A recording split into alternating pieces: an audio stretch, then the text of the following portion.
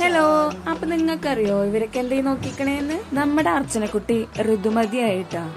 അതിന് നമ്മള് കുഞ്ഞെ കല്യാണം, വയസ്സറിയിച്ച കല്യാണം എന്നൊക്കെ പറയും. അരിപ്പൊടി കളിക്കിയതില് ചെമ്പരത്തി ചതച്ചിട്ടതാണ് കേട്ടോ ഈ കയ്യിലുള്ള താലത്തിലുള്ളത്. ഇതിനെ അണിയിച്ചിരുത്തുകയാണ് കേട്ടോ നമ്മള് പറയാ.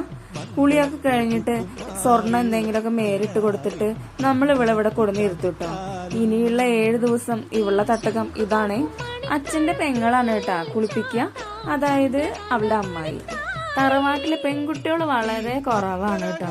അതുകൊണ്ട് തന്നെ ഇങ്ങനത്തെ ഒക്കെ ഓരോ കാര്യങ്ങൾ ഉണ്ടാകുമ്പോ അച്ഛന്മാരൊക്കെ മുന്നിലുണ്ട്.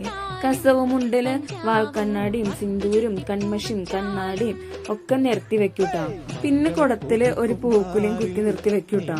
പിന്നെ തിരിയിട്ട് നിലവിളക്കും വെക്കി കത്തിക്കില്ല. ഒരു കൗമാരക്കാരിയായ പെൺകുട്ടി ശാരീരികമായിട്ട് ഒരുപാട് മാറ്റങ്ങൾക്ക് സജ്ജാവുന്ന 7 ദിവസങ്ങൾ കേട്ടോ. ഇപ്പൊ ഇങ്ങനത്തെ ചടങ്ങുകൾ ഉണ്ടോന്നൊന്നും അറിയില്ല. അപ്പൊ ഈ ഒരു 7 ദിവസം അവൾക്ക് ഒരുപാട് കരുതലും വിശ്രമവും ഒക്കെ അത്യാവശ്യമാണ് കേട്ടോ. അപ്പൊ ഹാപ്പി വുമൺഹുഡ്. ഈ കുഞ്ഞു വീഡിയോ എത്രയുള്ളൂ. കണ്ടിട്ട് ഇഷ്ടപ്പെട്ട സപ്പോർട്ട് ചെയ്യണേ, സബ്സ്ക്രൈബ് ചെയ്യണേ. താങ്ക്